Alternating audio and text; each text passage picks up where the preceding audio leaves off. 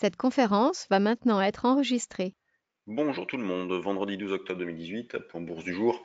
Net repli hier sur l'ensemble des places, aux États-Unis, le Dow Jones et le SP 500, tous les deux perdus autour de 2%. Le Nasdaq a terminé en repli de 1,25. En Europe, le CAC a cédé 1,9%, le DAX 1,48 et l'Eurostoxx entre les deux, 1,77. Ce matin, l'Asie s'est repris. Ce matin, sur le CAC 40, on a ouvert autour de 5165,70, qui est une zone de vente en double top avec la veille. Donc, on a vendu sur le forum, par exemple 5173,5. Moi, j'ai vendu. Fait le plus haut pour l'instant, placé au rachat, donc bon, un petit peu sur 50, mais je suis placé surtout à 45. Je vais bien essayer de gratter la zone des 5140-45 pour commencer à alléger. On a une volatilité intraday qui est intéressante. Hier, on a eu une belle séance de trading avec de nombreux écarts. Donc, ce qui est bien pour les traders intraday que nous sommes. On ne fait pas que ça. Mais c'est vrai que ces derniers temps, on s'ennuyait un petit peu en intraday. Là, il y a une belle volatilité. Dans une perspective long terme, eh bien, on constate toujours de la fébrilité, de la nervosité, un manque de densité, ce qui permet des écarts importants, notamment hier, puisque malgré un plus bas sur une longue période, hors séance, il n'y a pas eu de relais. Et ce matin, le marché a ouvert 100 points plus haut, donc il n'y a pas de vent de panique. Pour l'instant, tout reste mesuré, même si la baisse a été importante, partant du plus haut. Donc on travaille avec un biais vendeur, bien évidemment. Les niveaux d'alerte, bon, bah, allez, tant qu'on est sous 5260-65, on est dans la zone de danger. Les probabilités donc de déclenchement d'un choc systémique sont importantes tant qu'on est sous la zone des 5200 points. C'est pour ça qu'on n'hésite pas à vendre sur des rebonds. Hier, par exemple, pendant le day trading live, eh bien, on a vendu dans la zone des 5140 pour commencer et ensuite dans la zone des 5160.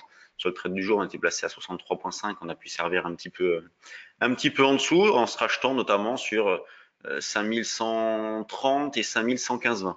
Vous voyez, moi, c'est ce que j'ai joué, et notamment sur des ventes que j'ai faites hier, puisqu'on a revendu hier dans cette zone de 5165.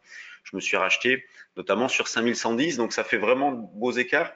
Il ne faut pas hésiter à laisser porter un petit peu. Comme je le disais, la volatilité intraday a augmenté, et donc il faut viser des écarts plus importants que ce que l'on faisait jusqu'à présent. Il faut en profiter. Sur le DAX, le niveau de vente a été atteint aussi, puisqu'on a fait un double top avec hier soir. Donc on peut essayer de viser par exemple 11 615,20 sur le DAX, voire ensuite 11 550 et pourquoi pas les 11 500. Donc là aussi, il faut profiter d'une volatilité intraday importante pour réaliser des écarts avec une amplitude forte. Sur l'ensemble des marchés, ben, on se pose toujours des questions, on reste méfiant puisque le rempart de la baisse reste la grande méfiance de tous les acteurs des marchés depuis des mois. Jusqu'à présent, ça nous a fait tenir, enfin ça a fait tenir les marchés. Il y a des liquidités, est-ce qu'ils vont en profiter pour acheter sur des replis? C'est la question que l'on se pose, donc c'est pour ça qu'il y a de quoi être méfiant. Mais pour l'instant, les warnings sont allumés, les probabilités d'aller chercher des niveaux comme 4009, 5000 sont importants, donc on peut le faire notamment en achetant des puts, plutôt que laisser porter des futurs, ce qui peut être un peu galère en cas de reprise technique. On peut acheter encore des puts, la volatilité a augmenté certes, on est autour de 16, 16,5 à la monnaie, mais on peut acheter des puts un petit peu loin, par exemple des 4008 novembre, des choses comme ça. L'échéance octobre étant la semaine prochaine, c'est trop proche. Quand on regarde du côté de l'eurodoll, eh bien, il se reprend, dopé par des rumeurs comme quoi un accord sur le Brexit serait trouvé rapidement. Donc l'euro se reprend, on cherche toujours à vendre, donc ça ne change en rien notre façon de travailler, on vend sur des rebonds. Hier on l'a fait, donc pendant les trading live, on l'a fait sur un 15,70, et puis voyant que ça ne bougeait plus trop, eh bien on a proposé de sortir pour jouer le niveau au-dessus, et le niveau au-dessus c'était un 15,95 qui a été atteint, et tout de suite un écart a pu être réalisé. Donc il faut continuer dans cet état d'esprit, à savoir vendre sur des rebonds.